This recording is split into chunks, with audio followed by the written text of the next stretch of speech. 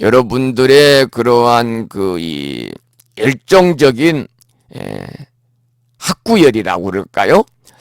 이제 부처님 경전의 말씀을 배워야 되겠다. 그래서 부처님 말씀처럼 살아야 되겠다. 라고 하는 그러한 그 이 불자로서의 아름다운 마음을 가지시고 이렇게 야심한 늦은 밤에 출석하셔가지고 공부를 하고 계시는 우리 법우님들의 기대에 조금이라도 더 부응을 할 수 있도록 부족하지만 소승이 금년에도 열심히 준비를 해서 좀 더 쉽게 그리고 좀 더 광범위하고 포괄적으로 부처님의 그 경전의 말씀을 함께 우리가 이렇게 공부할 수 있는 그러한 여건을 만들어 나갈 수 있도록 최대한 노력을 하도록 하겠습니다. 혹여라도 강의를 들으시면서 좀 불편하신 내용이라든지 좀 시정해 줬으면 좋겠다라는 내용이라든지 뭐 건의사항이 있으시면요 언제든지 여러분들 문자 메시지나 전화로 말씀을 주시면 여기는 이제 저는 개인적으로 이 열린 마음으로 이렇게 수행자의 삶을 살기 때문에요 여러분들이 어떠한 건의나 어떠한 또 여러분들의 그러한 이 말씀도 다 수용을 해서 좋은 방향으로 이렇게 이끌고 나가도록 그렇게 하겠습니다. 자, 그러면은 그리고 한 가지 공지 말씀을 드립니다. 제가 이제 카페에 알려드립니다라는 곳에 뭐 어느 절이든지 다 마찬가지입니다. 그래서 대한민국에 있는 모든 절들은 이렇게 한 해가 바뀌고 새해가 되면 이제 1년 인등기도 접수를 받기도 하고 또 이제 이 입춘이 2월 4일이잖아요. 그래서 입춘 그리고 저는 삼재 소멸 이렇게 이제 가로 열고 적었습니다만 사실은 삼재가 큰 의미가 있는 건 아니거든요. 그런데 이렇게 이제 인위적으로 절집이나 또 무속신앙 쪽에서 삼재가 들어있으면 정말 그 재앙제자잖아요. 막 재앙이라도 오는 것처럼 이 겁박을 주고 좀 사람을 좀 두려움에 떨게끔 이렇게 좀 말을 하는 경우들이 많이 있어요. 그러나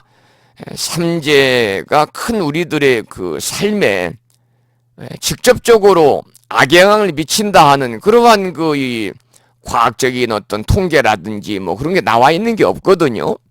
다만 이제 삼재가 들어있으면 아무래도 그 세 가지 재앙이라고 그러잖아요. 저는 이제 모든 사람들이 삼재를 뭐 바람,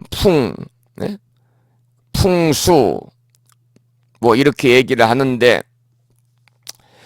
그리고 이제 풍재, 수재 또 이 뭡니까 또 하나는 물, 바람 또 하나 갑자기 생각이 안 나요.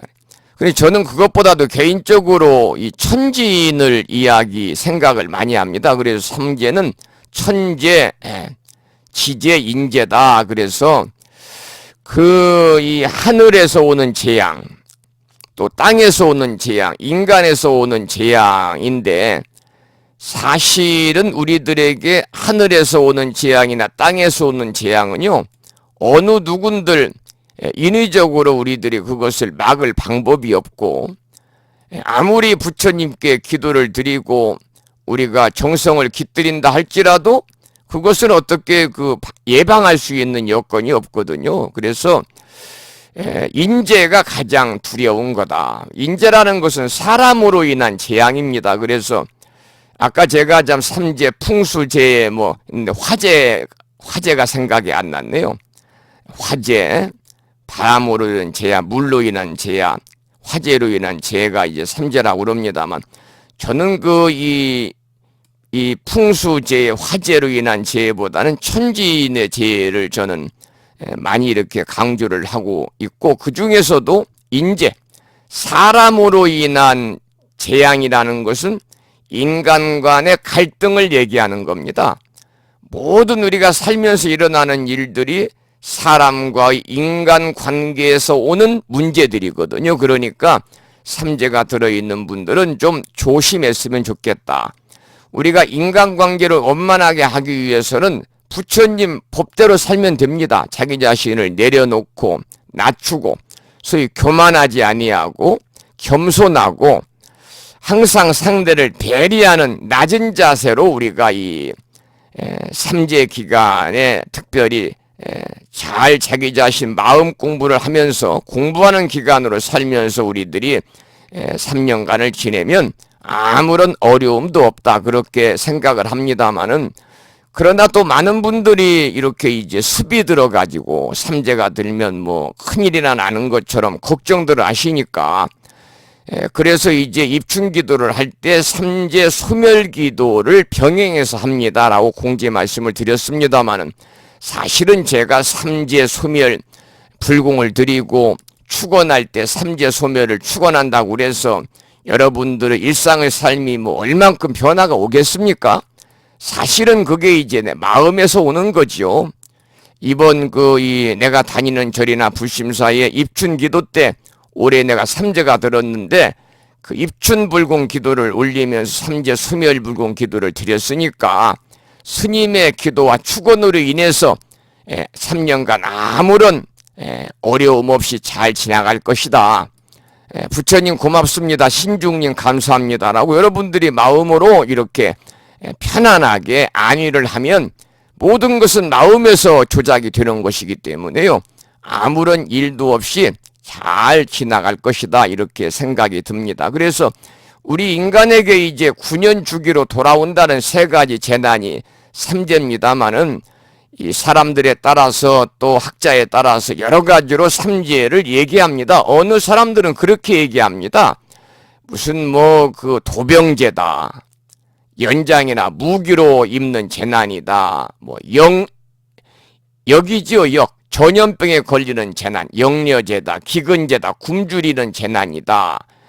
또 뭐 대삼재다. 뭐 이래 가지고 사람들을 겁박을 하고 뭐 삼재가 들어 있으니까 뭘 해야 된다. 뭐 입던 옷을 태워 가지고 뭐 삼재를 풀어야 된다. 자기 나이 숫자만큼 동전을 가져와야 된다. 그런데 전부 다 무속신앙에서 온 잔재입니다, 여러분.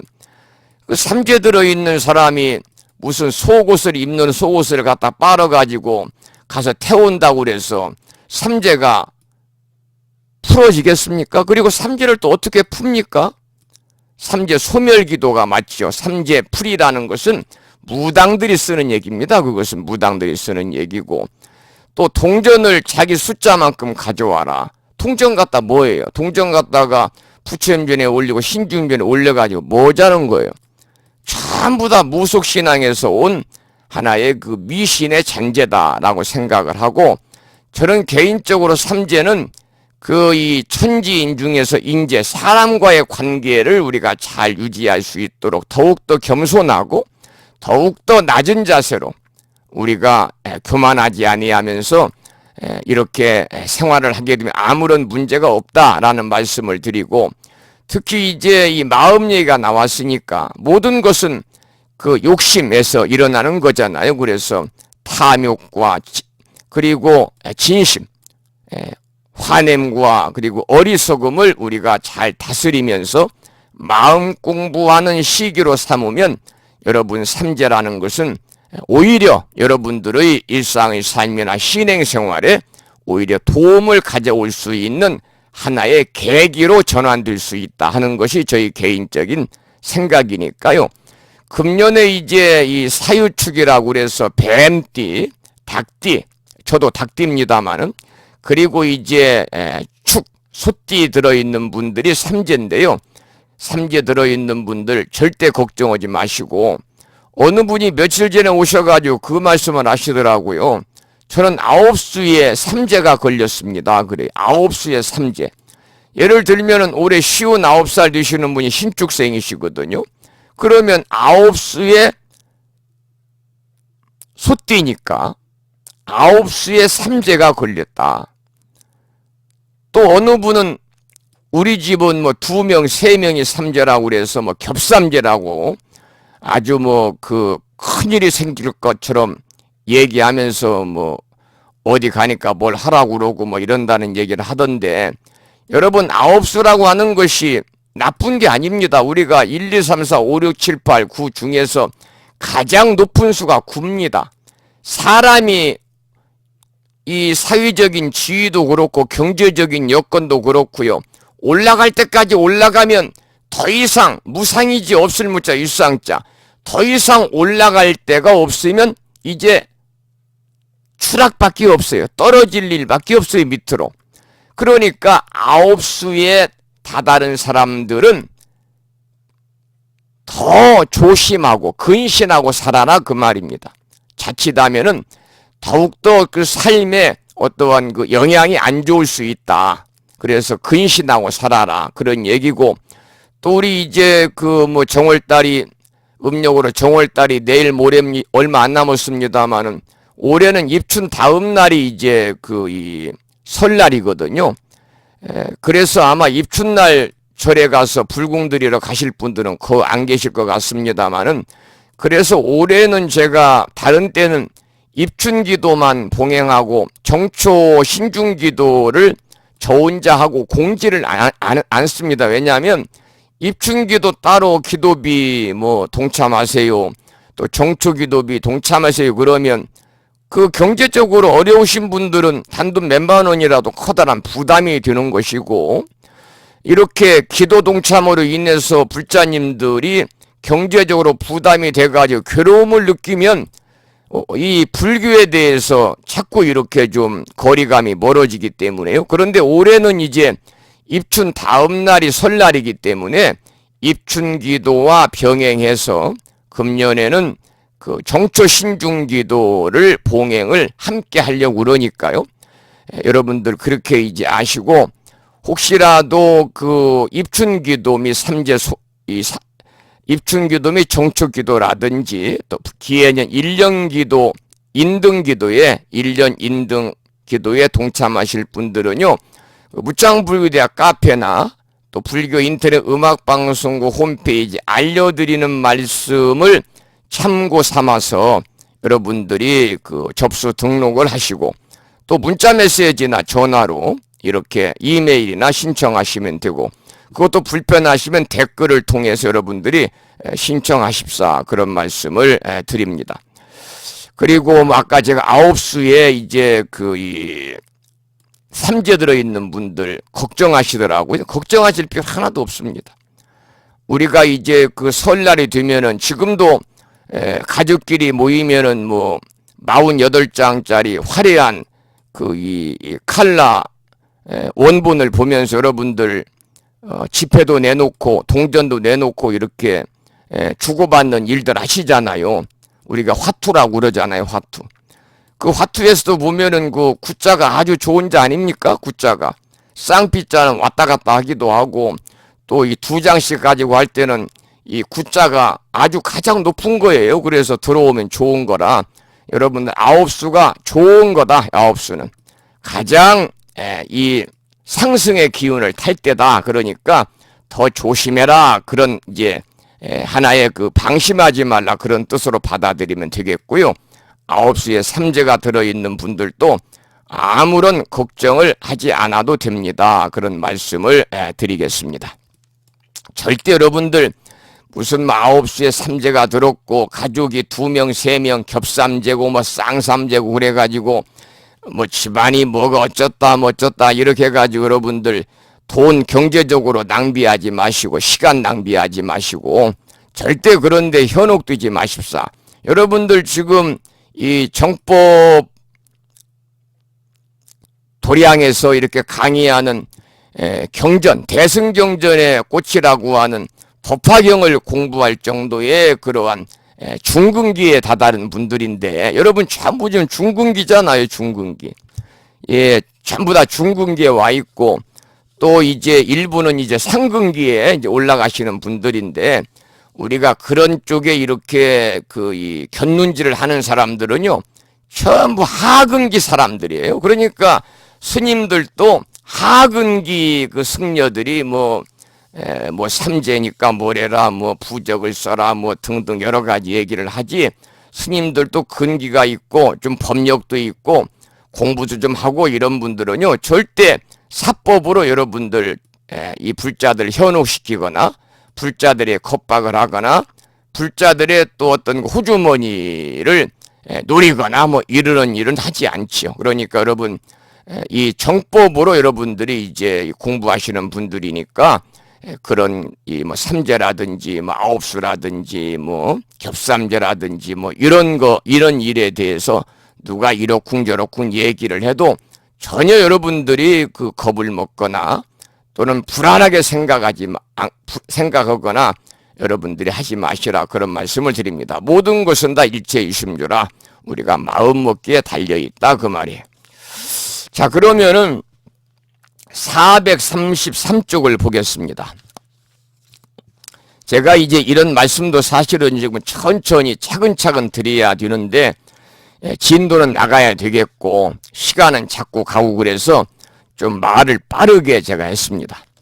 433쪽에 보면 이제 무차별의 비유에서 법을 밝히다 라는 그 대목인데요. 지금 우리가 이제 공부하고 있는 이 내용은 약초유품을 공부하고 있습니다. 약초유품. 이 약초유품은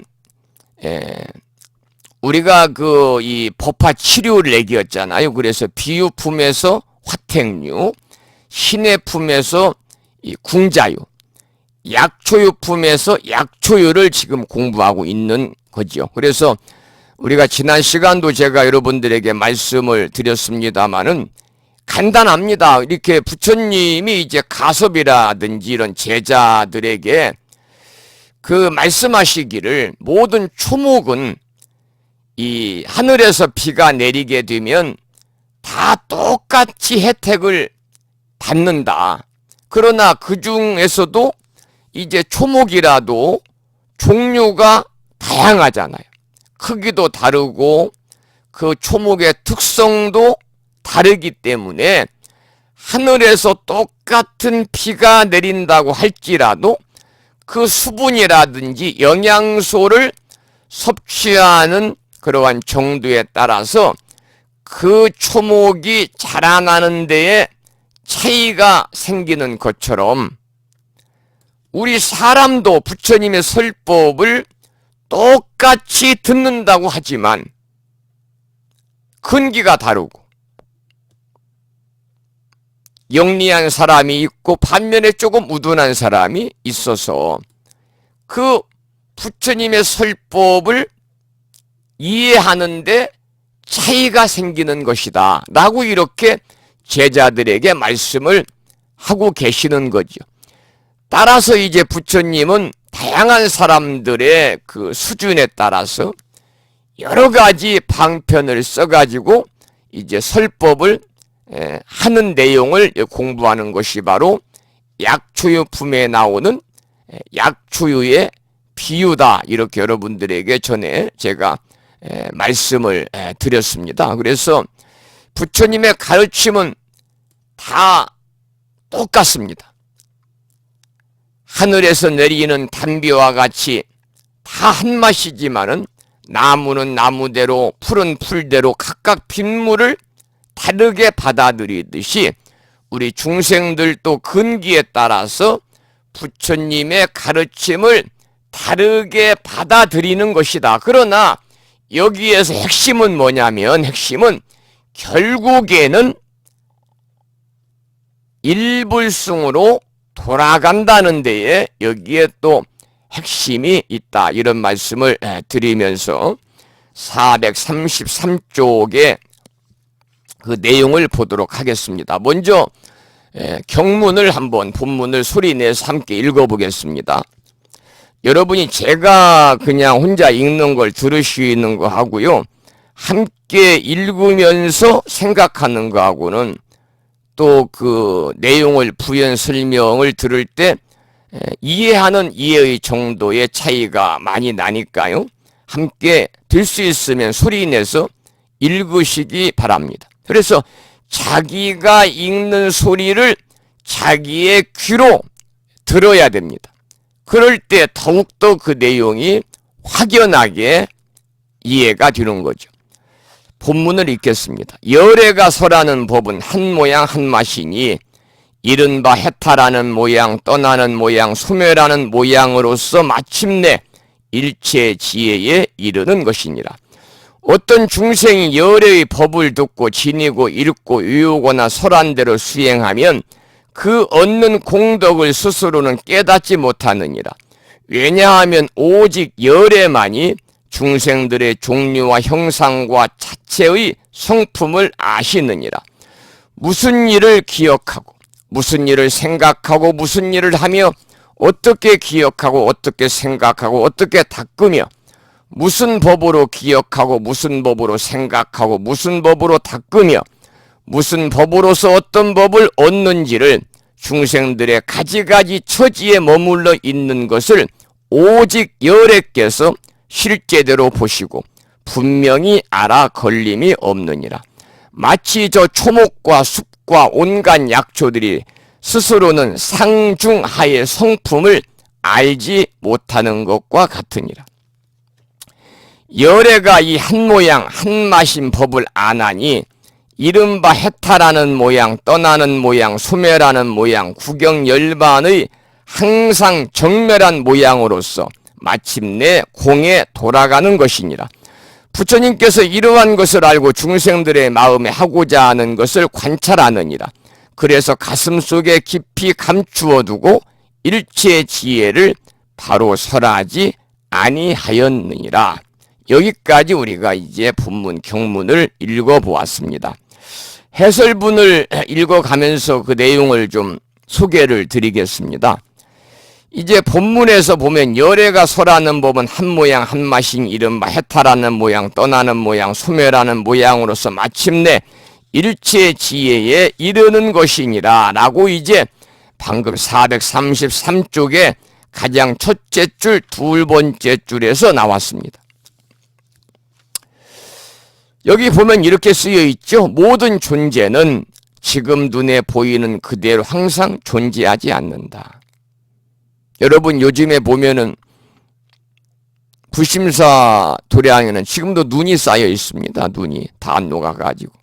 그런데 어때요? 그 눈에 보이는 눈이 계속 있습니까?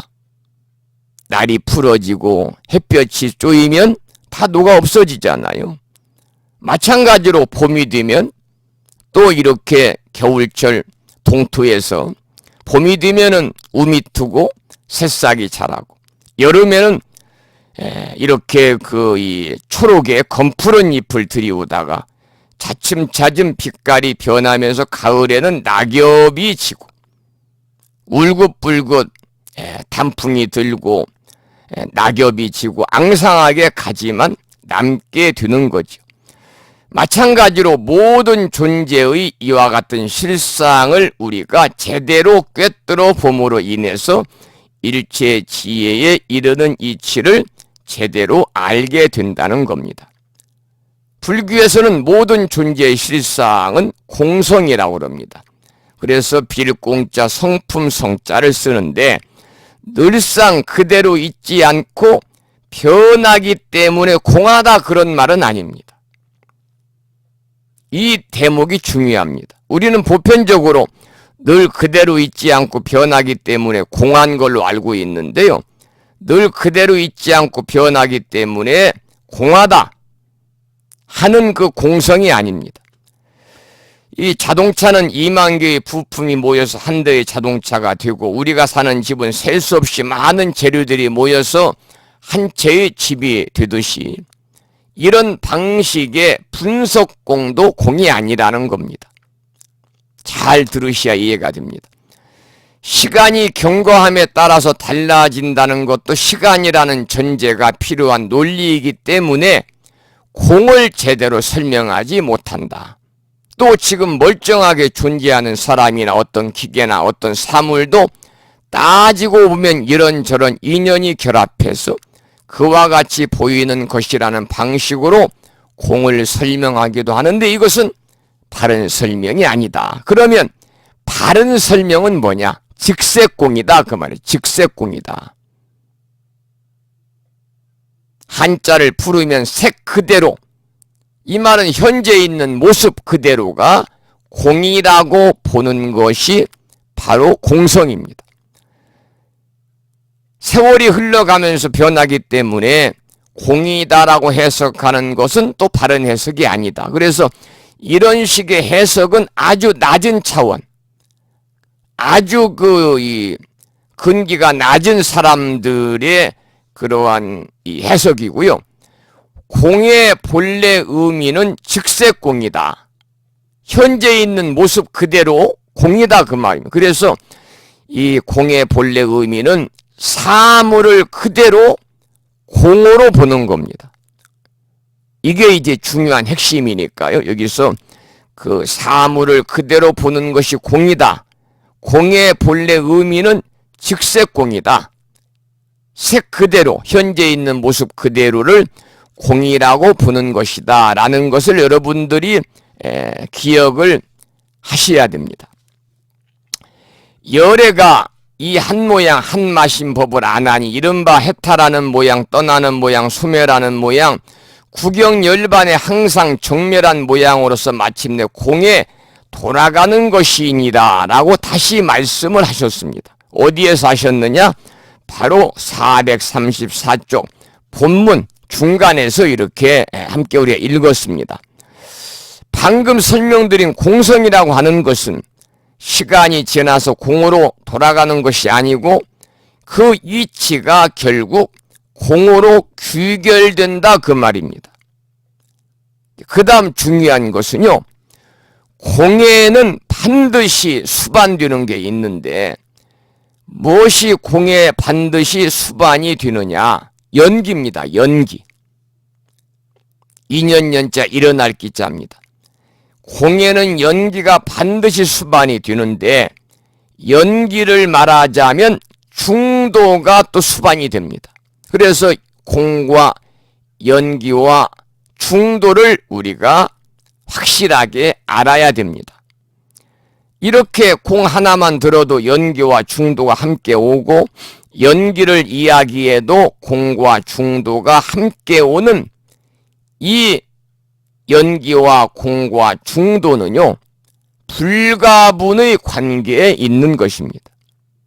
존재의 실상을 이와 같이 바라보는 시각이 바로 불교의 기본적인 안목이라는 거죠. 여기에서 한 가지 모양, 한 가지 맛인 법을 아나니라고 했을 때 이 한 가지 맛이 바로 공입니다.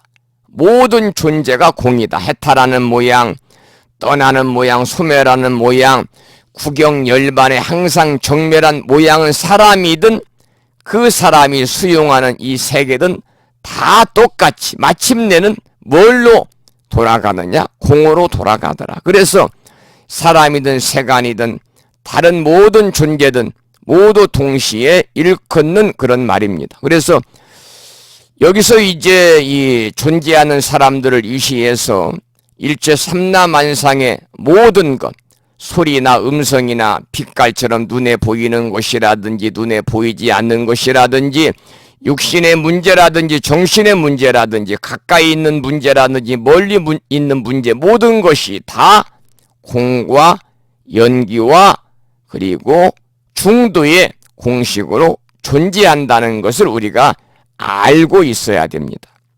그래서 공과 연기와 중도는요, 우리가 위로해야 할 정도로 불교에서는 대단히 중요한 이론입니다.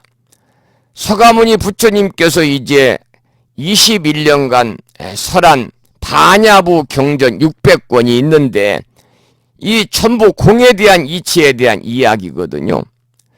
자, 그러면 이 공과 연기와 중도 대단히 중요하다. 우리가 공식처럼 불교를 이해하는 하나의 공식처럼 익히고 외워야 될 정도로 중요한 가르침이라는 말씀을 드렸기 때문에 여기에서 공과 연기와 중도에 관한 말씀을 제가 부연해서 좀 함께 공부하는 시간을 갖도록 할 테니까요. 잘 여러분들 들으시기 바랍니다. 잘 들으시기 바랍니다. 이 공사상은요, 공사상은 반야경에 기초를 둔 사상입니다. 그래서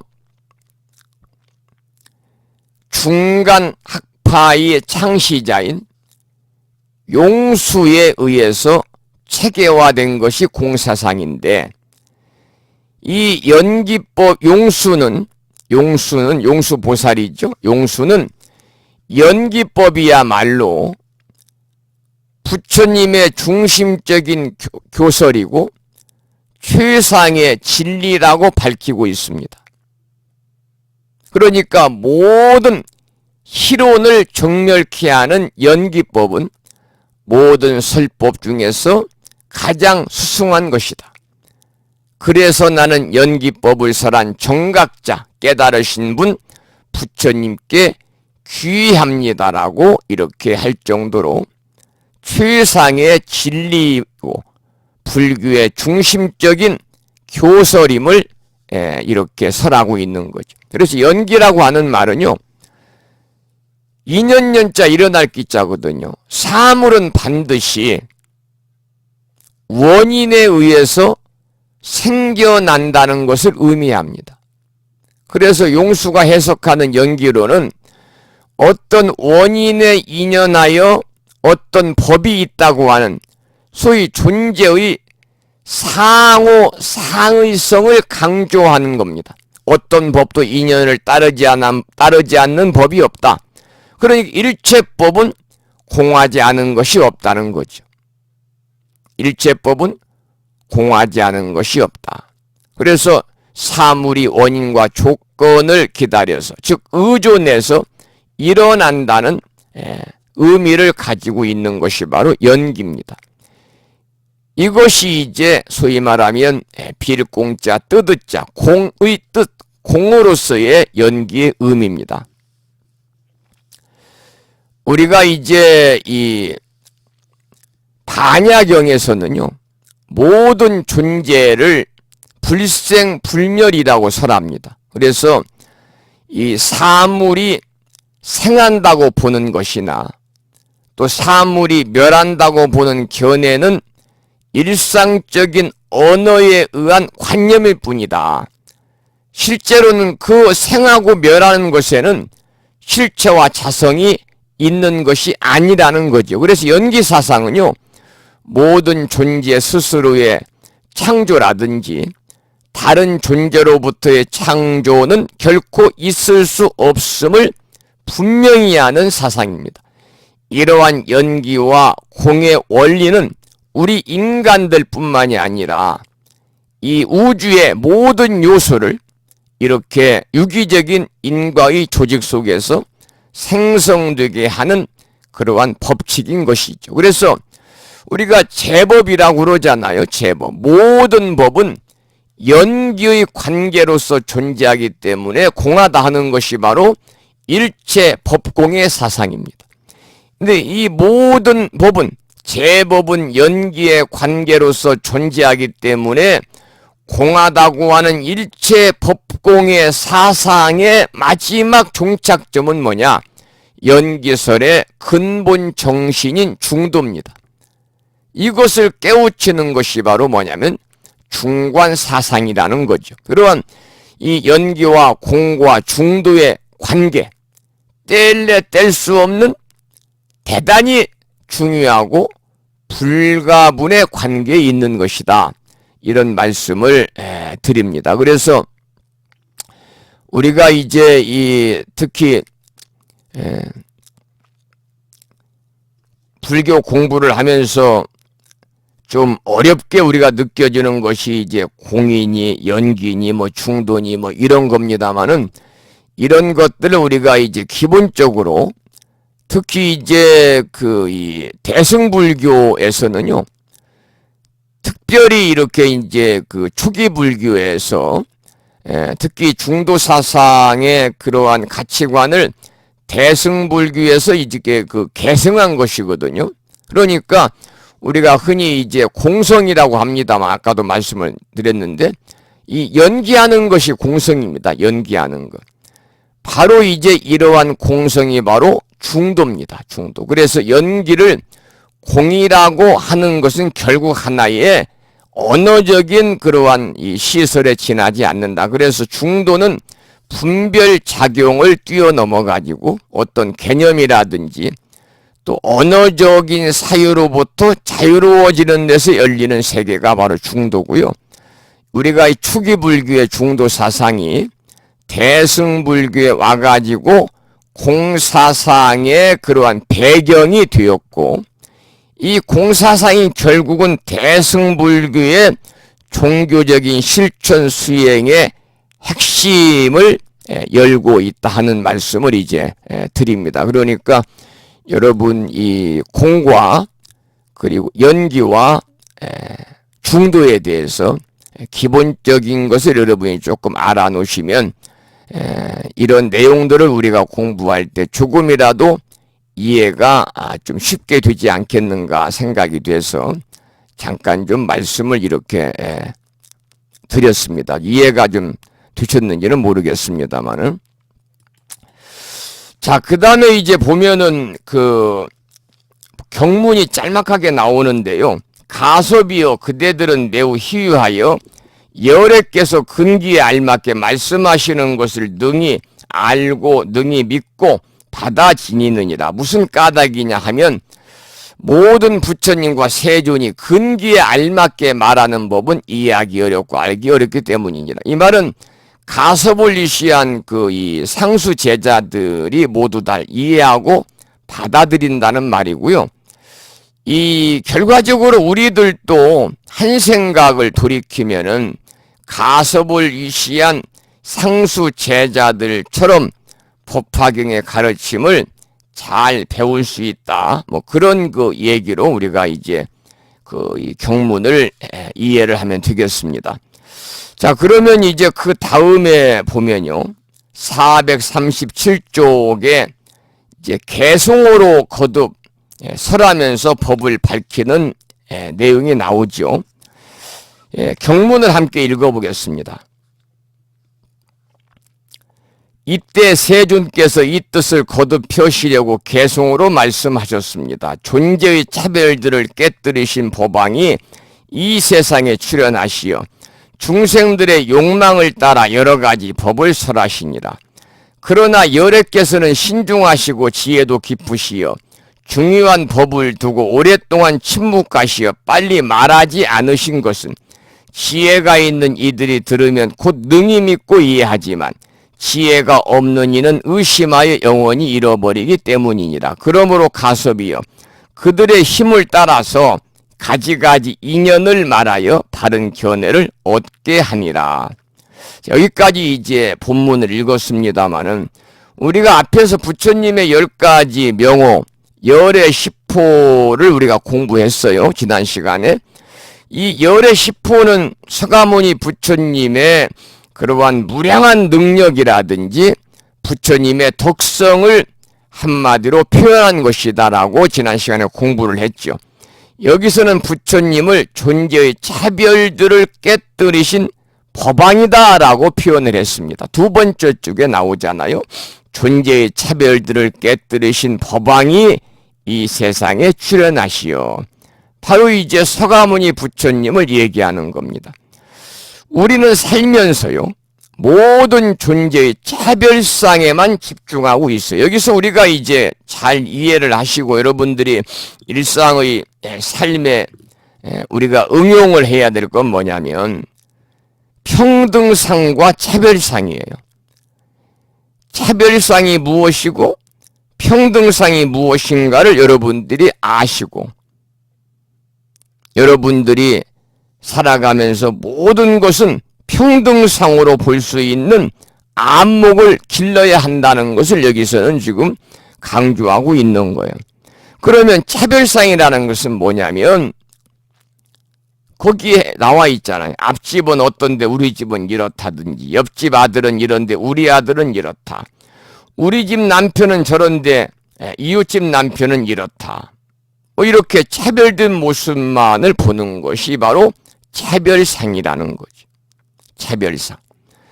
우리가 이 차별상을 다른 말로 하면은 비교상이다라고 말할 수도 있습니다만, 우리가 살면서 이 차별상, 비교하는 것 때문에 사람들이 많이 괴로움에 힘들어합니다. 다 비교하고 사는 거예요. 비교하고 살아요. 자기의 살림살이도, 자기의 건강도, 가족들의 성격도, 자기의 경제력도, 모든 것들을 다 다른 사람과 비교하기 시작하면은요, 그것이 곧 괴로움의 시초입니다.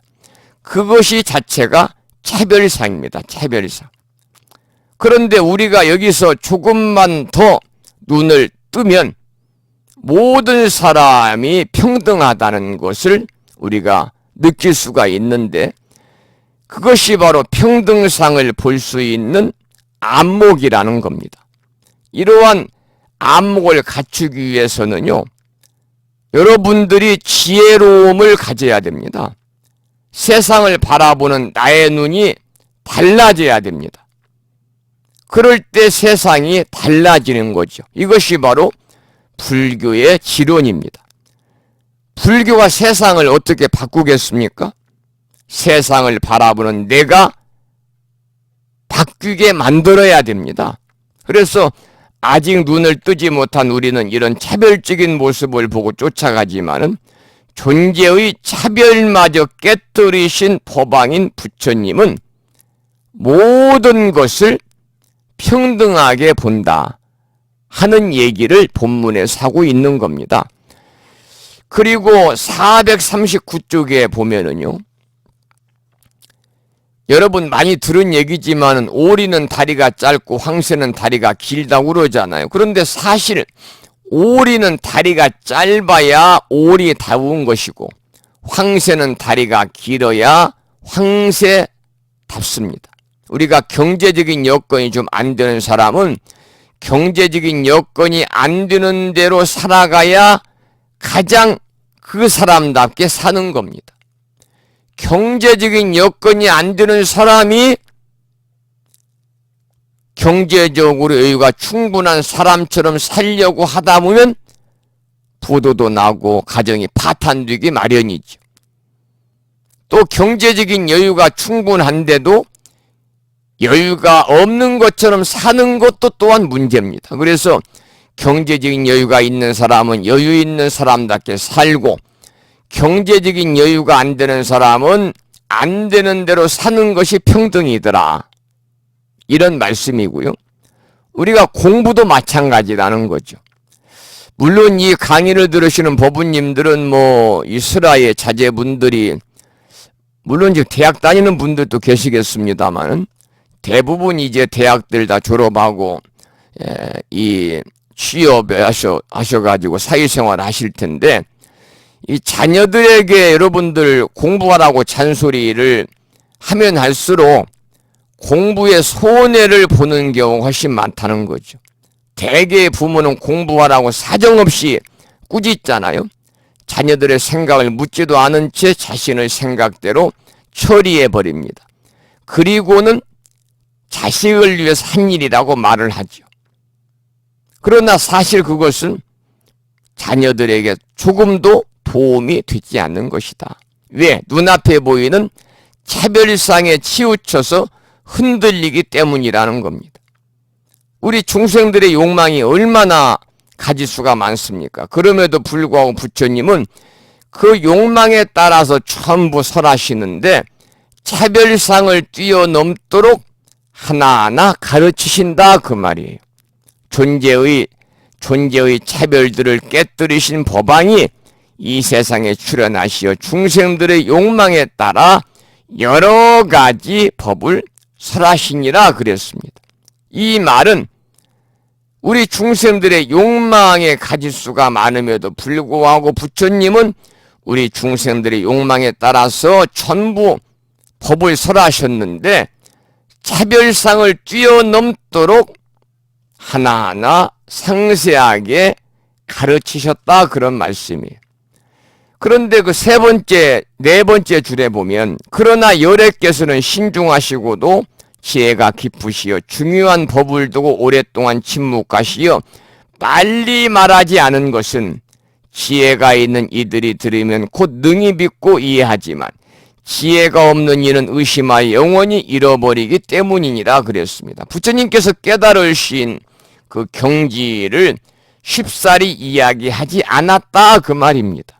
부처님이 당신이 깨달으신 내용을 내일 모레가 성도일입니다만 그렇게 중요한 심오한 법을 이렇게 그 오랫동안 침묵하시고 처음에 부처님이 이제 성도를 하시고 나서 깨달음을 이루시고 나서 바로 부처님께서 열반에 드시려고 그랬습니다.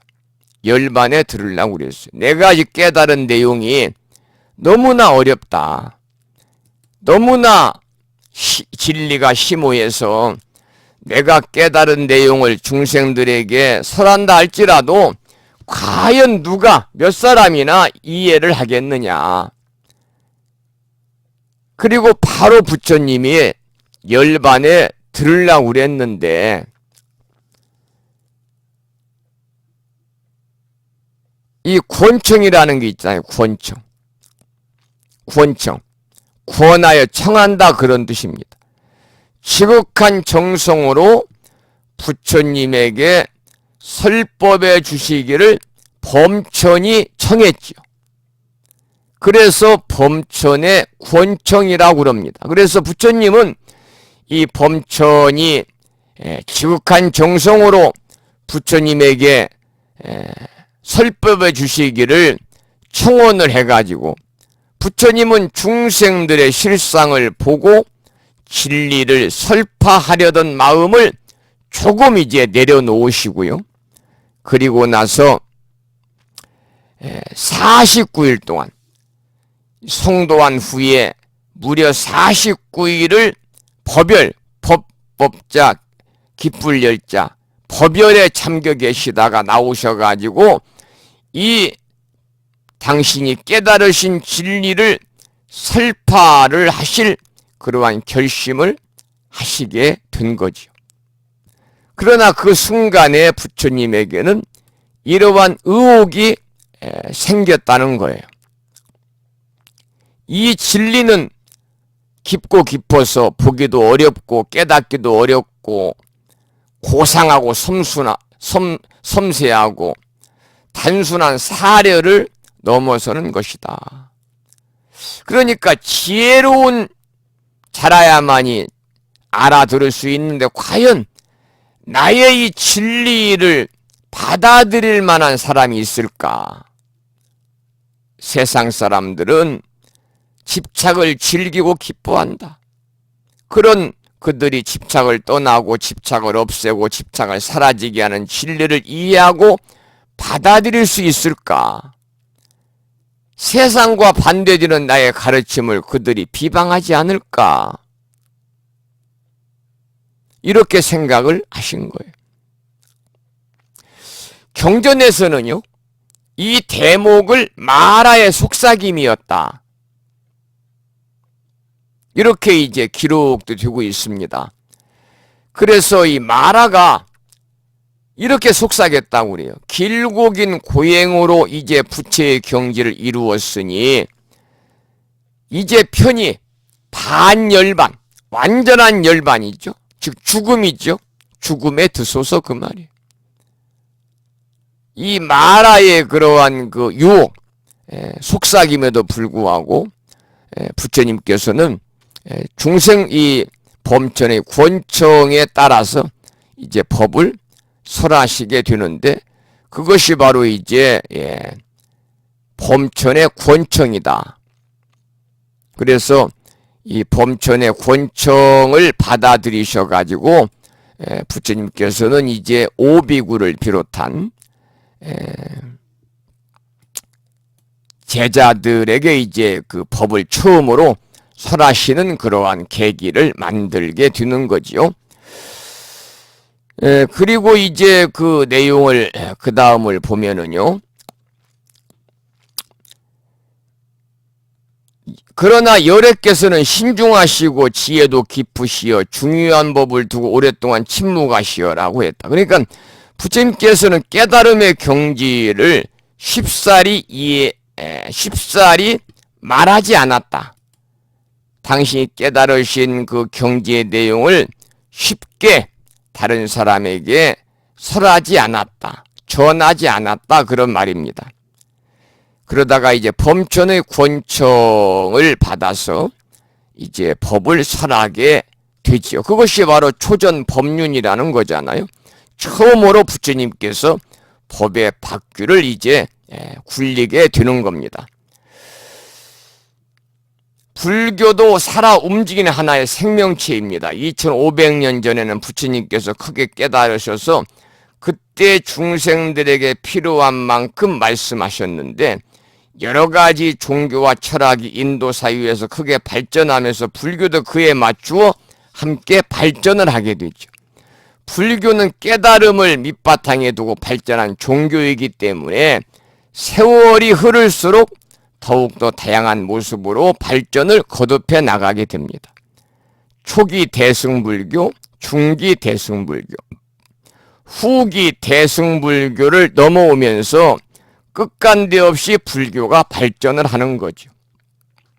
본문에서 중요한 법을 두고 오랫동안 침묵하시어 빨리 말하지 않으신 것이라는 말은 초기 불교 시대에는요, 법화경이나 금강경이나 혹은 화엄경의 이치는 없었다 그 말입니다. 물론 법구경에는 일심에 대한 원리와 같은 것은 있었습니다만 이 법화경 서두에서 우리가 일심에 대한 이야기를 우리가 배웠잖아요.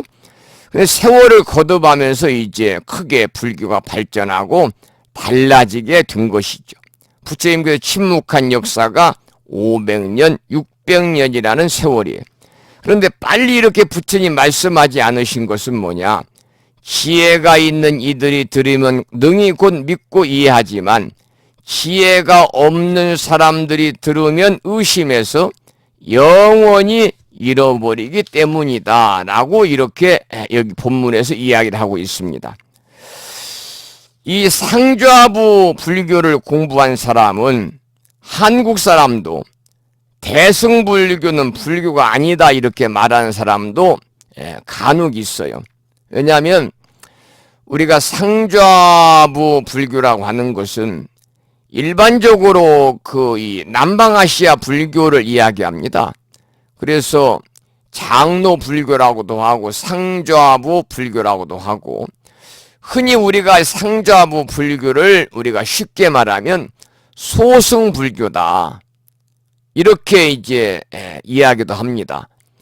초기 경전, 빨리어로 된 초기 경전을 공부를 하는 그 우리나라의 스님들이나 또 불자들도 있습니다. 그런 분들은 대승불교에 대해서 별로 관심이 없어요.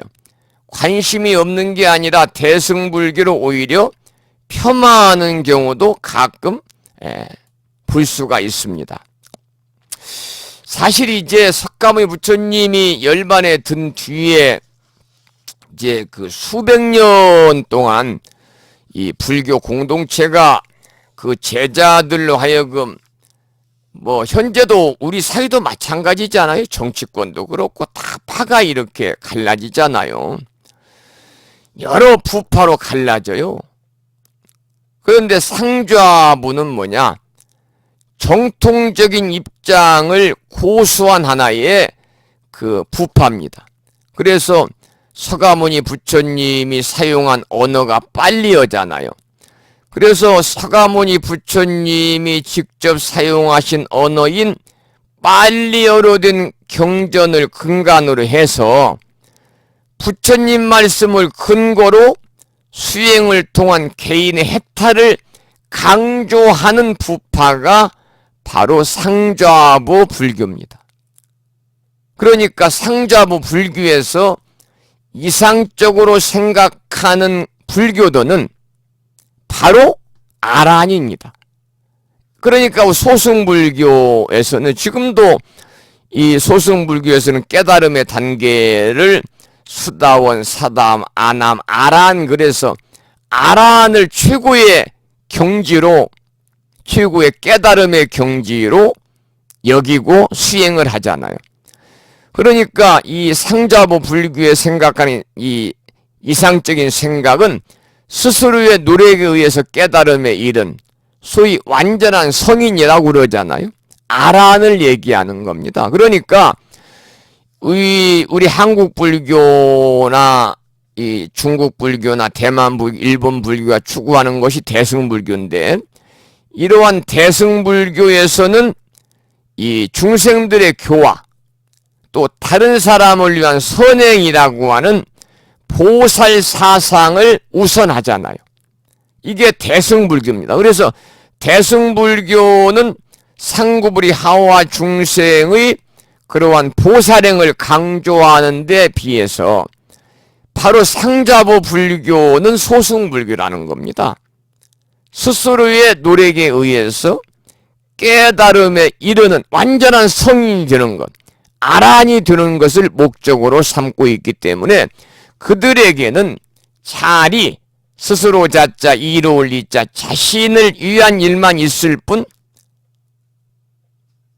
다른 사람을 위한 이타는 없다. 자리의 행위만 있고 이타의 행위는 없는 것이 바로 이 상자부 불교의 그러한 하나의 문제점이다 라고 말씀을 드릴 수가 있습니다. 자, 그리고 이제 이 상자부 불교에서 그 다음에 이제 불교가 발전을 해가지고 이제 선불교로 발전을 해요. 선불교. 이 불교가 이제 동아시아로 전해지면서 이제 중국에서 우리나라로 1700년 전에 불교가 들어오잖아요. 그래가지고 선불교로 발전을 합니다. 선불교. 지금 이제 유럽이라든지 미국, 영국 이런 그 이 서양에 제일 많이 소개된 것이 사실은 티베트 불교입니다. 티베트 불교. 티베트 불교는 대승불교의 한 갈래인데 밀교적인 색채를 띠고 있고요. 특히 태국이나 미얀마나 스리랑카와 같은 나라에 그러한 그 이 상자부 불교, 이 상자부 불교가 유럽과 미국으로 전해졌는데 우리나라에서는 이제 특히 선불교가 이렇게 외국에 많이 이렇게 진출을 해가지고 많이 포교를 했죠. 특히 우리나라에서 유명한 그 오래전에 입적하셨습니다만 숭산 행원 스님이라고, 우리가 이제 보편적으로 숭산 스님 그렇게 얘기합니다만은 숭산 행원 스님이죠. 숭산 스님. 아주 그 유명하신 스님입니다. 여러분도 아마 잘 아시겠습니다만 그 이 숭산 스님을 미국 하버드 대학에서 만나가 출가한 그 제자 화계사 국제 선원장을 역임을 했고, 이분이 그 쓴 책도 많고 또 불교 텔레비전에서 오래전에는 그 이 법문도 많이 했습니다만 현각 스님이라고 미국인입니다. 하버드대 출신인데요. 이분의 스승이 바로 숭산 스님이십니다. 그래서 숭산 스님이 미국의 선불교를 처음 전하면서 서양의 우리나라의 선불교가 알려졌는데, 이제는 서양이나 유럽 쪽에서는요 선불교라야만이 이야기가 통할 정도로 선불교가 아주 뿌리를 내리고 이렇게 그 부처님 가르침을 전하는 데 커다란 역할을 하고 있는 것이 바로 이제 선불교인데, 우리가 다른 말로는 선종이다 그래요. 그러니까 이 선종에 반대되는 것이 교종이잖아요. 그러니까 교종에 대립하는 명칭이 선종이요, 바로 이 책에서 나오는 선불교입니다. 선불교. 우리가 이제 흔히 뭐 불림 문자니 교의 별전이니 이런 걸 내세우면서 직지인심 견성 성불을 주장하는 것이 바로 이제 그 선불교예요. 그래서 이 선불교에서는 인간의 마음을 참고해 가지고 본래 지니고 있는 성품이 부처의 성품이다. 그러니까 자신이 스스로 자신의 마음을 참고해서 본래 지니고 있는 성품이 부처의 성품을 깨달을 때 부처가 된다는 것이 바로 선불교에서 주장하는 거예요. 그러니까 다시 말씀을 드리면 불림문자 교의별전이라 언어나 문자를 거치지 아니하고 직진심이에요. 곧바로 부처의 마음을 중생의 마음에 전한다. 그래서 우리가 다른 말로는 부처불자 마음심자 마루종자를 써서 불심종이다 라고도 얘기하는데, 선불교의 수행법은 주로 여러분 아시다시피 좌선을 택하고 있죠. 좌선. 그래서 선종은 좌선을 중시하지만 그것만을 수단으로 삼지 않는 깨달음의 종교입니다. 그래서 일상의 모든 동작에서도 선을 실천할 수 있다 이렇게 보기 때문에 특별히 이러한 특히 우리나라 같은 경우는 이제 이 선불교에서 화두를 들고 참고하는 그러한 이 수행을 많이 하고 있죠. 이렇게 특히 이제 그 선불교 선종이 인도의 승려인 보리달마 스님에 의해서 중국에 전해졌습니다. 여러분들이 집에 달마도 한 점씩 이렇게 모시고 모신다고 해야 되죠. 달마도를 뭐 걸어놨다 이런 표현은 맞지 않아요. 왜냐하면 달마 스님이시니까. 그분이 보리달마 스님이에요.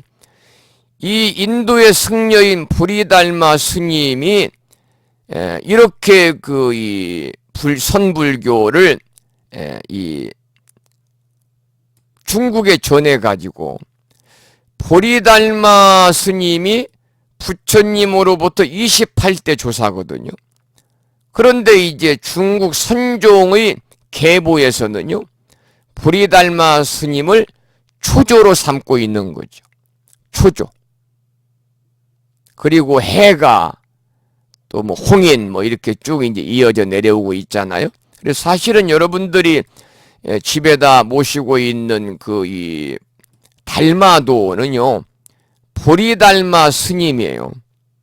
보리달마 스님은 이제 중국 선종의 그러한 문을 여신 개조로 우리가 일컬어지고 있는데, 여러분들 이제 보리달마 그러면 이 당나라 양무제를 만나 가지고 단지 선한 행위만을 쌓는 것만으로는 구원에 이를 수 없다고 설파해 가지고 그러한 이 양나라 무제, 양무제를 아주 당혹시켰던 분이 바로 이제 이 보리달마인데, 이 보리달마는 9년 동안 면벽좌선을 했다.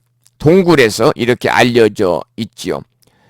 그래서 이제 이 보리달마는 부처로부터 28번째 조사로 여겨지고 중국 선종에서는 초조로 우리가 이제 간주가 되기 때문에 보리달마는 부처의 심적 가르침에 돌아가는 방법으로 선을 가르쳐서 그의 일파를 선종이라고 이렇게 하게 되었고, 그것이 바로 선불교의 시초다 이렇게 말씀을 드릴 수가 있어요. 그러니까 여러분들 말 달마도를 뭐 걸어 놓으면은 집안에 뭐 우환이 없어진다, 장사하는 집은 재수가 좋고 손님이 막 들끓는다, 또 달마도를 걸어 놓으면 또 수맥을 잡는다, 전부 다 속임수입니다. 속임수. 사탕 발림이고 혹세 무민하는 겁니다. 달마도는요, 달마 스님을 존경하는 마음으로 선종의 개조요 부처님으로부터 28조인 달마 스님을 여러분들이 존경하는 마음으로 이 선불교 사상을 이렇게 중흥의 발전을 시킨 달마 스님의 그러한 위대하심을 우리가 경배하는 마음으로 달마도를 모셔야지. 뭐 수맥을 잡는다든지 무슨 뭐 가게에 걸어놓으면, 심지어 예전에 그 여기 무창포의 할머니 식당이라고 벌써 그 어르신이 돌아가신 지가, 대덕경보부님이 돌아가신 지가 2년 반이 됐는데, 어느 날 그 제가 갔더니 전에 저보고 그런 얘기를 하세요. 스님, 아니 그 가게를 좀 팔아야 되겠는데 스님 100일 기도를 좀 붙여가지고 스님이 이 매매할 수 있는 기도를 100일 동안 해주시면 안 될까요? 그래서 제가 하는 얘기가 100일이 아니라 1000일 기도를 해도 경기가 안 좋고 식당의 위치가 그렇게 많은 사람들의 호감을 갖는다든지 무창포에 오는 관광객들이 바로 들릴 수 있는 그런 목이 좋지 않은 곳이기 때문에 100일 기도 아니라 1000일 기도를 해도 안 팔립니다. 안 팔릴 때는 경기가 안 좋아서. 그랬더니 뭐 어느 절에서는 100일 기도만 붙이면은 뭐 건물이 팔린다고 그랬다고. 그래서 저는 100일 기도 아니라 1000일 기도를 해도 건물을 팔아드릴 자신이 없습니다. 나중에 기도 끝나고 안 팔리면 그 제가 뭐가 되겠습니까? 체면이. 그랬더니 어느 날 제가 이제 가보니까요, 달마도가 하나 있어요. 달마도.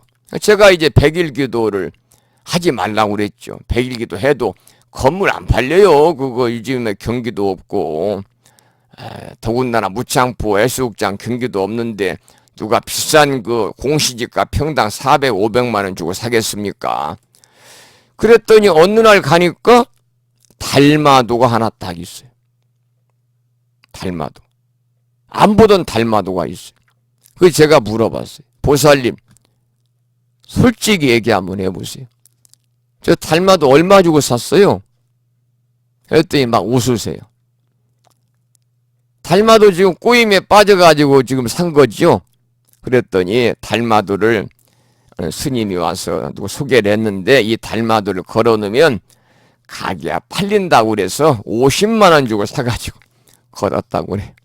제가 웃고 말았습니다만, 그렇게 쓰임새로 사용하는 것이 달마도가 아니다 그 말이에요. 여러분들이 오늘부터라도 보리달마가 모셔진 곳 앞에서는 여러분이 합장으로 예를 갖추셔야 됩니다. 중국 선종의 초조입니다.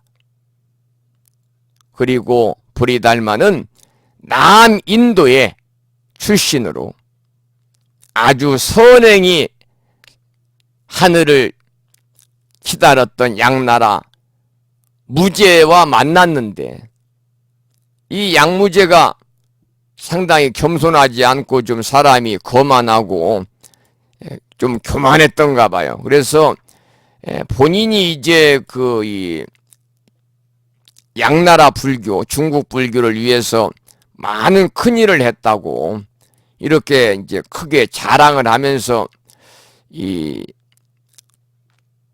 달마 스님에게 나의 공덕이 얼마나 되겠냐고 물어보는 거예요. 내가 수많은 스님들도 양성을 했고, 수많은 경전도 내가 발간을 했고, 수많은 절도 내가 도량도 불사를 해서 이렇게 스님들이 수행할 수 있는 공간으로 전부 다 시주를 했는데, 나의 공덕이 얼마나 되겠습니까? 그러자 이 보리달마 스님이 무공덕이라고 그랬어요. 공덕은 한 푼어치도 없다나 이렇게 얘기한 거죠.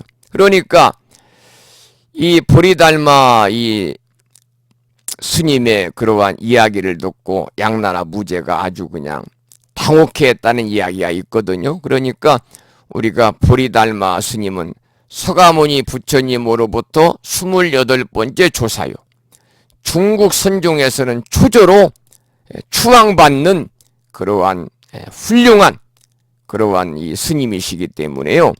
여러분들이 절대 그 뭐 집에 뭐 달마도를 걸어놓으면 뭐 수맥이 잡힌다든지 뭐 우환이 뭐 없어진다든지 사업이 잘 된다든지 뭐 자식들이 뭐 앞길이 좋아진다든지 그래가지고 그런 꼬임에 빠져가지고 비싼 돈 주고 또는 뭐 허접한 달마도는 뭐 싸게도 팔겠지만은 이렇게 괜히 걸어놓고 달마 스님 이렇게 얼굴에 목칠하는 일이 없기를 부탁을 드리겠습니다. 선불교까지 함께 이제 공부를 해봤는데요. 제가 조금 전에 이제 선불교를 미국이라든지 유럽 쪽에 우리나라 스님으로서 가장 먼저 이제 그 소개하고 진출할 수 있는 여건을 만들고 직접 이 스님이 해외에서 많은 제자들을 양성을 했고 해외에서 한국 선불교를 널리 알리는 데 커다란 공헌을 하신 분이 숭산 스님이에요. 숭산 스님. 숭산 행원 스님. 숭산이란 이 이름은 법호입니다. 법호. 당호. 법호예요. 그리고 숭산당 그러고 행원이 이제 법명인데 보통 스님들이 연세가 많아지고 법납이 높아지면 법명보다는 법호를 많이 불러드립니다. 그러니까 이제 이 승려 생활을 많이 않고 법납이 작고 그럴 때는 그냥 법명을 많이 부르죠. 저는 이제 법명이 성종이요 법호가 진어인데 그래서 법호에다는 당자를 붙이는 거예요. 진어당 성종 이렇게. 그래서 저한테도 우리 도반들은 만나면 진어당 스님 이렇게 부르는 분들이 많이 있습니다만은 이 숭산 스님이 임종 직전에 이 당신의 이 임종하심을 그러니까 이제 임종 직전에 제자들이 이렇게 안타까워서 여쭤봤다고 그래요. 큰 스님께서 가시면 저희는 어떻게 합니까? 이렇게 이제 물어보니까 한마디를 남겼다고 그래요. 한마디. 오직 모를 뿐이다. 영어로 only don't know, only don't know 그래서 오직 모를 뿐이다. 그래서 이것이 이제 그 수많은 그 벽안의 지식인들을 구도의 길로 이끈 스승다운 깔끔한 마무리의 법문이다 이렇게 알려져 있어서 숭산 스님 법문 그러면 오직 모를 뿐이라는 한마디가 휘자가 되고 있는 거죠. 그래서 이 해외 포교를 열심히 하신 그런 스님이시고 특히 이제 이 숭산 스님이 미국뿐만이 아니라 일본, 홍콩 등 전 세계에 걸쳐서 선불교를 알리는 데에 아주 대단한 그런 노력을 하시고 이렇게 이제 입적하신 분인데 이 숭산 스님이 전 세계를 돌면서 강조하신 정신이 하나가 있죠. 세계 일화라는 겁니다. 한일자 꽃화자. 그래서 세계는 한 송이 꽃이다 그 말입니다. 우리가 세계가 보편적 진리에 의해서 하나로 연결될 때 어때요? 비로소 인간은 제 모습을 찾을 수가 있다. 그래서 숭산 스님이 전 세계를 돌면서 이제 선불교를 이렇게 포교를 하시면서 강조한 정신이 바로 세계 일화 정신이더라. 세계는 한 송이 꽃이다. 세계가 보편적 진리에 의해서 하나로 연결될 때 비로소 인간은 제 모습을 찾을 수 있다. 이제 그런 뜻이지요. 자, 여기까지 오늘 공부를 했습니다. 그 다음에는 이제 비유를 이제 드는 건데요. 442쪽을 한번 보시면 442쪽 오늘은 공부를 조금만 더 하겠습니다. 열심히 한다고 했는데 진도가 잘 안 나가져가지고요. 본문을 한번 읽어보겠습니다. 442쪽 가섭이여 마땅히 알라. 비유하면 큰 구름이 이 세간에 일어나서 모든 세계를 두루 덮어서 지혜의 구름이 비를 머금고 번갯불은 번쩍이며 우레 소리는 멀리까지 진동하여 여러 사람들을 기쁘게 하느니라. 여러분 따라서 함께 읽고 계십니까? 함께 읽으세요. 햇빛을 가리어서 땅은 서늘하여 지고 뭉게구름은 드리워서 두 손으로 잡을 듯 아니라. 골고루 내리는 단비는 사방으로 다같이 내리니라. 한량없이 내려 부어서 온 국토를 흡족하게 적시니 산과 내 험한 골짜기까지 깊은 데서 나서 자라는 초목과 숲과 여러가지 약초와 크고 작은 나무들과 온갖 곡식의 싹들과 사탕무, 고구마, 포도들까지 비를 적시어 줌을 받아 풍족하게 모두 자라니라. 가물던 땅이 고루 젖어 약초와 나무가 함께 무성하니 저 구름에서 내리는 한결같은 비를 맞아 풀과 나무와 숲풀들이 분수에 따라 젖어드느니라. 여러가지 나무들과 큰 풀, 중간 풀, 작은 풀이 크고 작은 모양대로 제각기 자랄 적에 뿌리, 줄기, 가지와 잎새와 꽃과 열매의 빛과 모양이 한결같은 비의 적심으로 싱싱하고 윤택하게 되느니라. 그들의 체질과 모양과 같이 크고 작은 성품대로 같은 비로 적시는데 각각 무성하니라. 바로 이제 여기가 이제 그 비유에서 이렇게 이야기를 한 겁니다. 그러니까 비유하면은 큰 구름이 이 세간에 일어나서 모든 세계를 두루 덮어가지고 구름에 지혜의 구름이 비를 머금고 번갯불은 번쩍이고 우레 소리는 멀리까지 진동하여 여러 사람들을 기쁘게 하느니라 그랬어요. 부처님께서 성도하신 뒤 처음에 다섯 비구와 야사의 귀를 받아가지고 모두 여섯 비구에게 법을 가르쳤습니다. 이 다섯 비구와 여섯 비구에게 법을 가르쳤어요. 그리고 중요한 것은요, 그 6명의 비구가 불교의 근본 취지를 깨닫게 되니까 부처님 곁에 두지 않고 멀리 떠나게 했습니다. 뭐라고 그랬느냐? 너희들은 이제 흩어져서 진리를 전하러 떠나거라. 두 사람이 한 길로 가지 말고 한 사람씩 떠나라. 나도 진리를 전하기 위해서 여행하겠노라 하고 전도 선언을 했어요. 여러 사람이 6방향을 가면 더 많은 사람에게 진리를 전할 수 있으니까 각각 흩어져서 떠나라는 뜻입니다.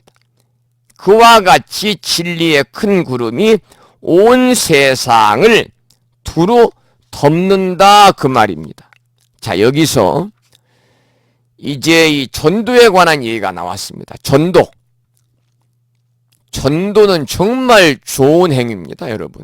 전도는 진리에 접근할 수 있도록 우리가 안내해 주는 게 전도입니다.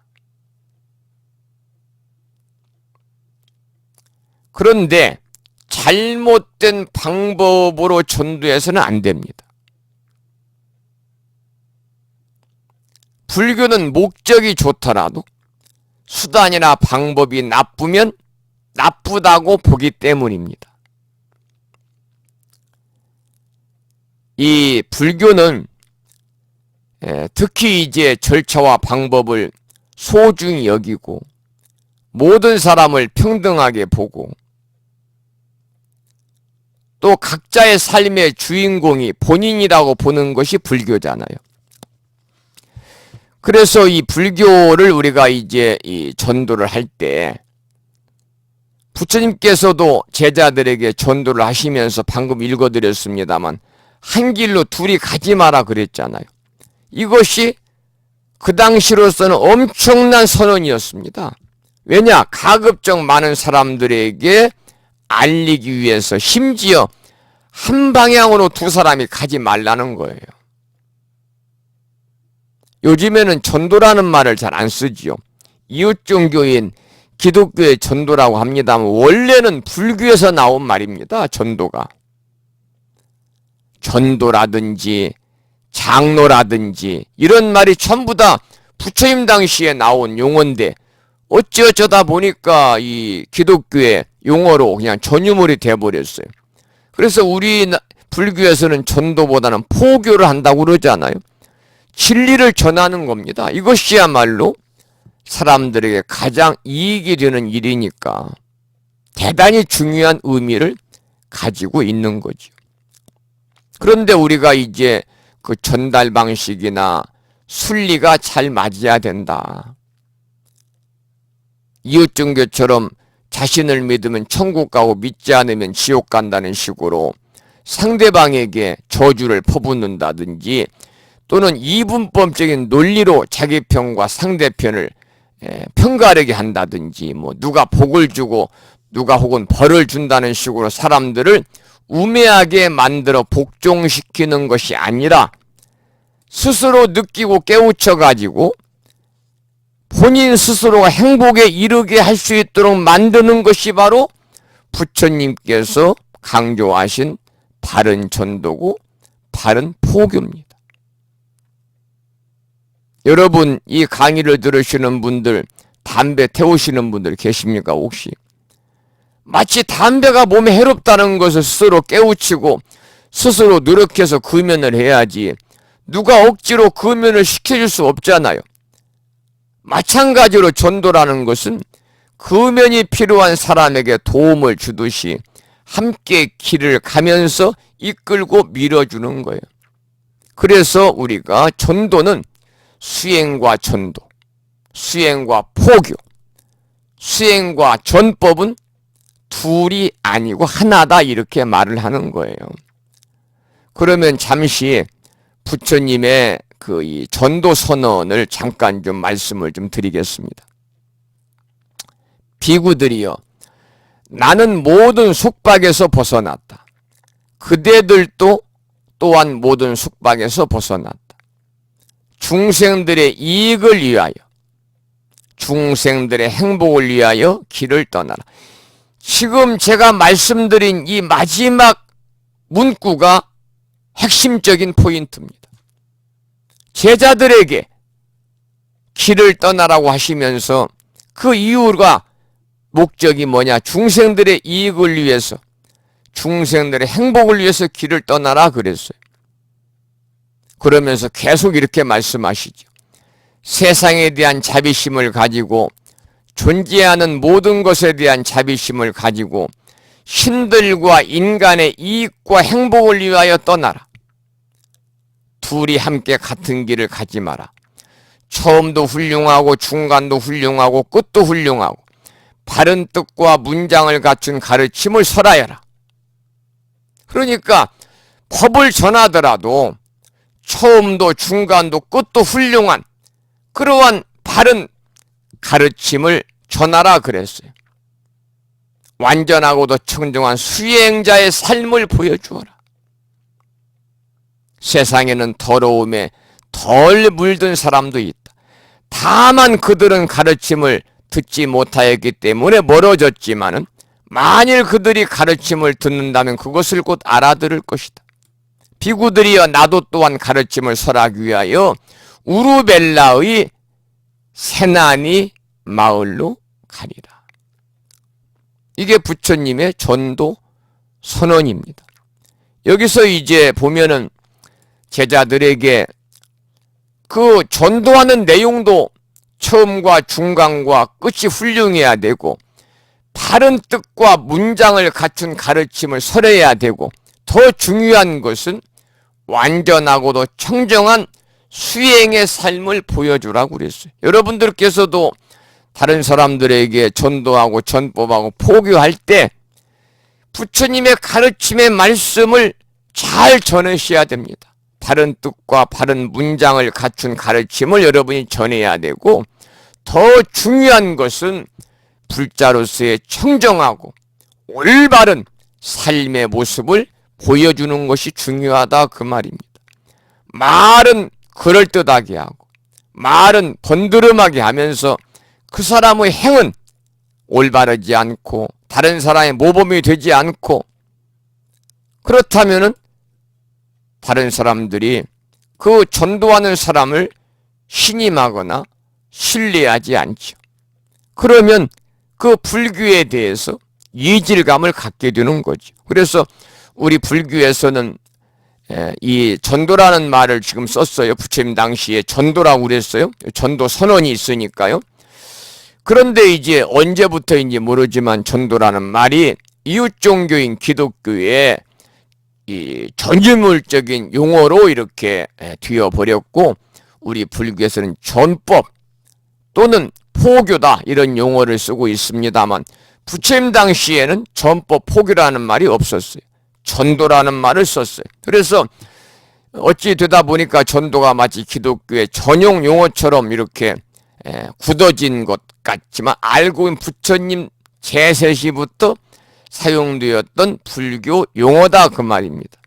그 증명해 주는 것이 바로 방금 제가 소개해드렸던 부처님의 전도 선언이 그것이죠. 그래서 불교는 부처님이 전도 선언에서 말씀하신 것처럼 중생들의 이익과 행복을 위하는 부처님의 전도 선언으로 말미암아서 가장 평화롭게, 가장 합리적으로 법이 전해져 내려오게 됩니다. 그래서 이 말씀을 드리면서 여러분들이 한 가지 부탁을 드리고 싶은 것은요, 여러분들도 우리 이웃들의, 아니면 내 가족의, 내 형제, 또 나와 동창, 동기들, 친구들, 지인들, 동료들, 많은 사람들의, 우리가 흔히 말하면 무중생들의 이익과 행복을 위해서 여러분들이 부처님 말씀을 널리 전하는 전법 홍보의 역할을 하셔서,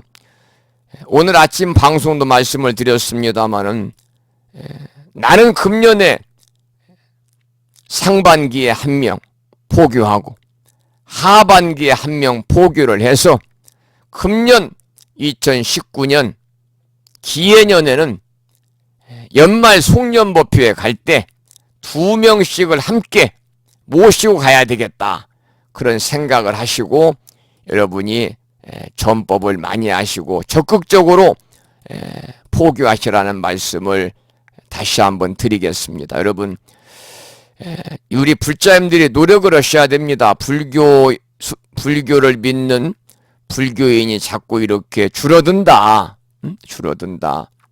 뭐 1년 사이에 뭐 300만 명이 줄었다, 뭐 이런 보도도 있습니다만, 전부 누구 탓이 아니라 우리 모두의 탓이에요.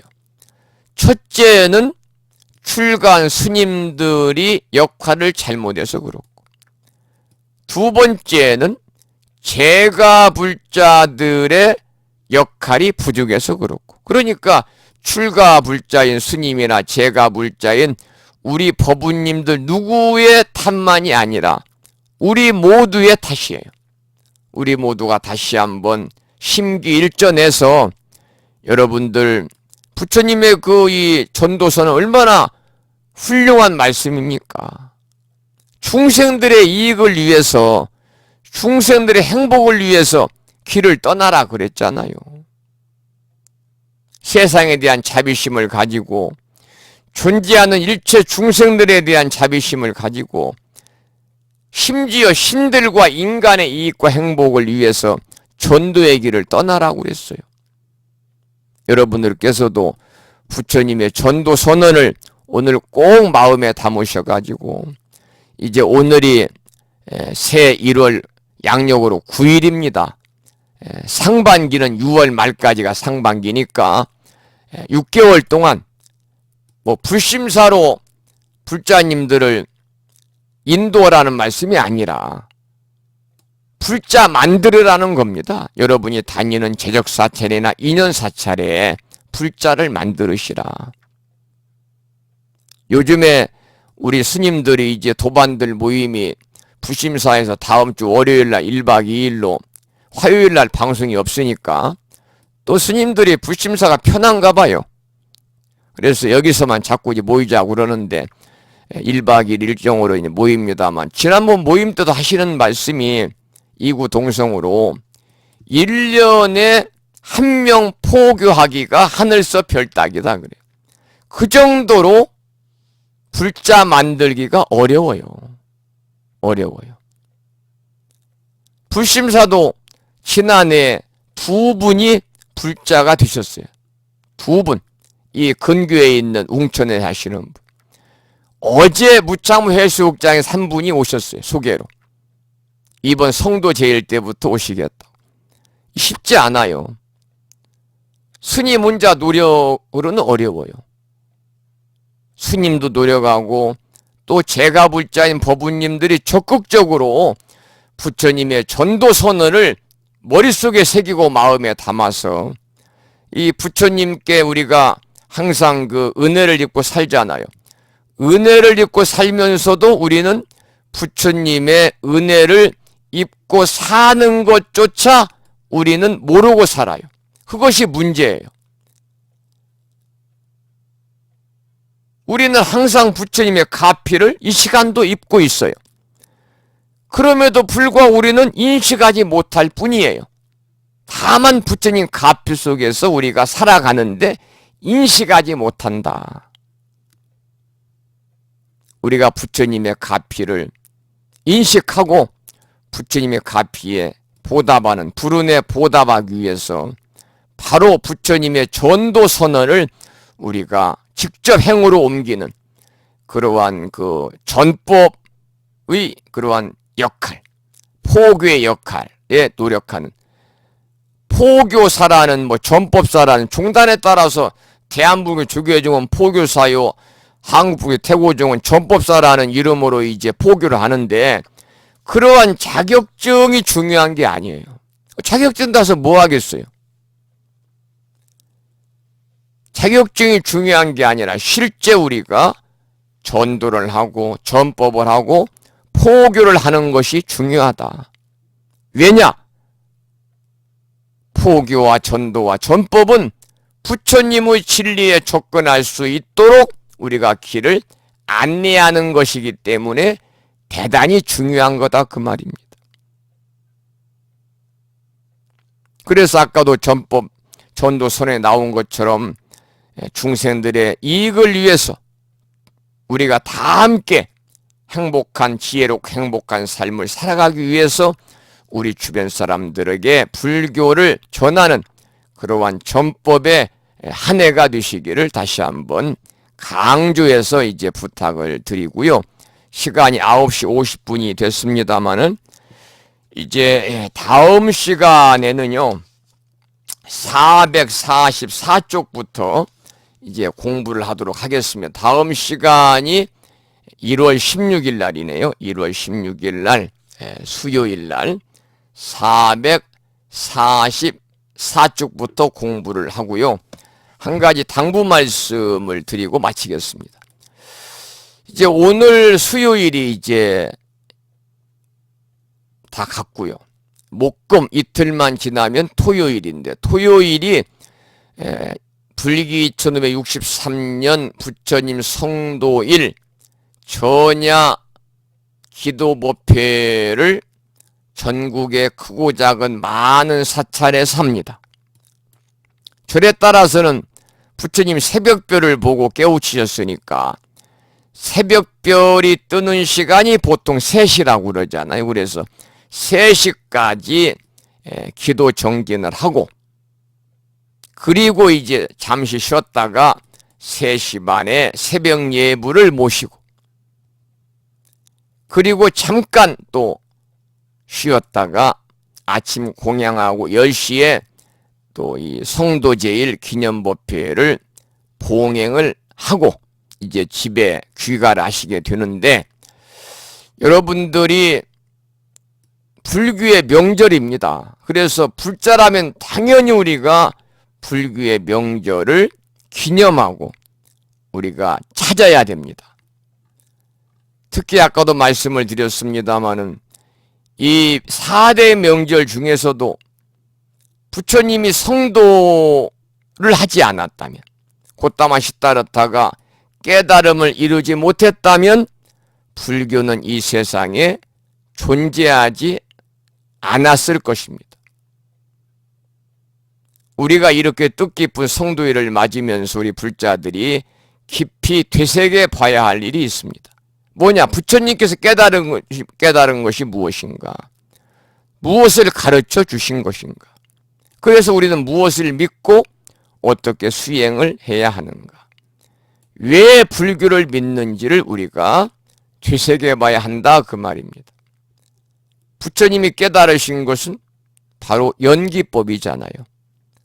또 우리에게 연기법을 가르쳐 주신 거예요. 그래서 우리는 연기법을 믿고 연기법에 따른 수행을 해야 됩니다. 연기법은 만물의 실상입니다. 실상이라는 것은 실제의 모습이잖아요. 연기, 모든 것은 관계 맺고 있을 뿐 단독으로 존재하지 않더라. 이게 재범무화예요. 모든 것은 항상 변화하고 있더라. 재행무상이죠. 그리고 변화하는 법칙이 있는데 이것이 12연기죠. 이 세 가지 재범무화, 재행무상, 12연기를 합친 것을 우리는 연기법이라고 그럽니다. 연기법의 자비는 물론이거니와 윤회와 중도라든지 불교의 모든 교리가 다 들어가 있고 또 불교의 근본 교리라고 할 수 있는 사성제, 삼법인, 사막, 팔정도 이 모두가 연기법에서 비롯이 되기 때문에 우리 불자들은 연기법을 확실하게 알아야 된다는 거죠. 확실하게 알면 불교를 믿지 말라게도 믿게 됩니다. 그래서 불교는 믿으라고 하지 않고 깨달으라고 하는 종교입니다. 다시 말하면 확실하게 알아야 한다고 우리가 가르치는 종교입니다. 그래서 이번 성도일에 여러분들 불교를 확실하게 아는 기회가 되시기 바라고 그 불교를 확실하게 알기 위해서는 성도일의 의미에 대해서 이제 구체적으로 스님의 법문을 들으면 좋으니까요. 여러분들 가까운 사찰, 인연 사찰, 또 주변에 작은 포교당이면 어떻습니까? 법을 설하는 곳이 있으면 어디든지 찾아가셔서 여러분이 성도제일 전날 전야에 법회에 참석하시라 그런 말씀을 꼭 드리면서 오늘 수업을 여기서 마치도록 하겠습니다. 말씀을 드리다 보니까 시간이 훌쩍 지나가지고 10시가 됐습니다. 그래서 좀 늦게까지 여러분들 수업에 참여할 수 있도록 하셔서 피곤하실 텐데 송구스럽다는 말씀을 드리고 여기서 오늘 수업을 마치고요. 일주일 후에 다시 반가운 모습으로 여러분 찾아뵙도록 그렇게 하겠습니다. 자, 그러면은 성도제일의 노래, 짤막한 노래 한 곡을 들어보겠습니다. 정율 스님의 노래 중에서요. 아주 짤막한 성도절의 노래가 있습니다. 약 1분 25초니까 짤막하죠. 그 노래 듣고 오늘 수업 마치겠습니다.